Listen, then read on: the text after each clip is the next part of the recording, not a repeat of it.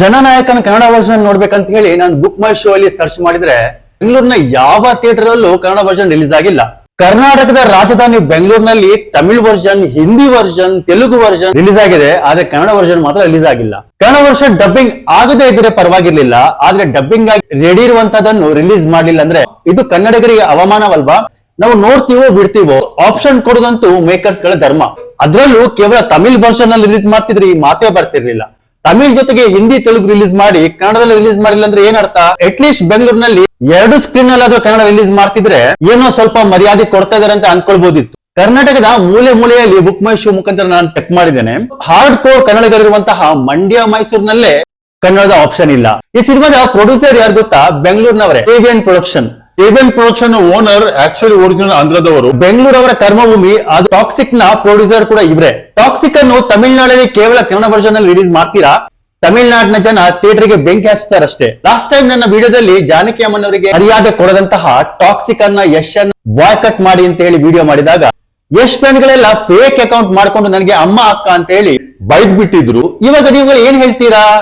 ಅದೇ ಪ್ರೊಡ್ಯೂಸರ್ ತಾನೇ, ಕನ್ನಡಕ್ಕೆ ಅವಮಾನ ಆಗಿಲ್ವಾ? ನಿಮ್ಗಳಿಗೆ ಅವಮಾನ ಆಗಿಲ್ವಾ? ಯಾಕೆ ಆಪ್ಷನ್ ಕೊಟ್ಟಿಲ್ಲ? ರೀಸನ್ ಏನಿರ್ಬೋದು? ಕನ್ನಡಿಗರಂದ್ರೆ ಅಷ್ಟೊಂದು ನೆಗ್ಲೆಕ್ಟ್.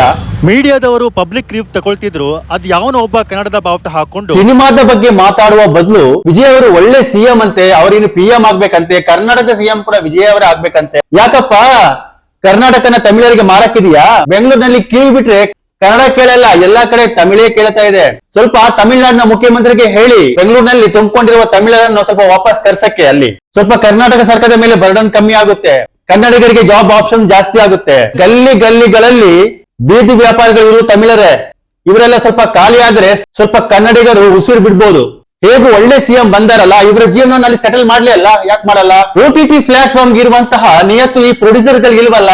OTT ಪ್ಲಾಟ್ಫಾರ್ಮ್ ಅಲ್ಲಿ ಎಲ್ಲಾ ಭಾಷೆ ಆಪ್ಷನ್ ಕೊಡ್ತಾರೆ. ಎಲ್ಲಾ ಭಾಷೆಯ ಜನಗಳು ಅವರವರ ಭಾಷೆಯಲ್ಲಿ ನೋಡಿ ಸಿನಿಮಾನ ಎಂಜಾಯ್ ಮಾಡ್ಲಿ ಅಂತ ಹೇಳಿ ಎಲ್ಲಾ ಭಾಷೆಯ ಆಪ್ಷನ್ ಈಗ ಎಲ್ಲಾ OTT ಪ್ಲಾಟ್ಫಾರ್ಮ್ ಅವರು ಕೊಡ್ತಾರೆ. ಕನ್ನಡ ವರ್ಷನ್ ರಿಲೀಸ್ ಮಾಡ್ತಿದ್ರೆ ಗಂಟೆ ಹೋಗ್ತಾ ಅಂತ ಹೇಳಿ ಇದು ಅಸಡ್ಡೆ.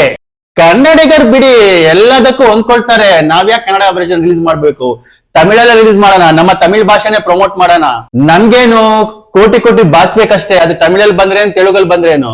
ಕನ್ನಡಿಗ ಆಪ್ಷನ್ ಕೊಟ್ಟು ನಾವಿವರ ಕನ್ನಡ ಪ್ರೇಮ ಯಾಕೆ ಮೆರಿಬೇಕು ಅಲ್ವಾ?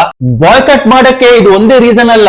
ಮುಖ್ಯಮಂತ್ರಿ ಆದಂತಹ ವಿಜಯ್ ಜಾನಕಿ ಅಮ್ಮನವರಿಗೆ ಶ್ರದ್ಧಾಂಜಲಿ ಅರ್ಪಿಸಲು ಒಂದು ವಿಡಿಯೋ ಕೂಡ ರಿಲೀಸ್ ಮಾಡಿಲ್ಲ. ಮುಖ್ಯಮಂತ್ರಿಯಾಗಿ ಶಪಥ ತಗೊಂಡ ದಿನಾನೇ ಆ ಸ್ಟಾಲಿನ್ ಮಗ ಹಿಂದೂ ಧರ್ಮವನ್ನೇ ಮುಗಿಸ್ಬೇಕಂತ ಹೇಳಿದಾಗ ಹಲ್ಲು ಕಿಸಿದು ನಗ್ತಾ ಇದ್ರು. ನಿಜವಾದ ಹಿಂದೂಗಳು, ನಿಜವಾದ ಕನ್ನಡಿಗರು ಇವರ ಸಿನಿಮಾ ನೋಡಬಾರ್ದು.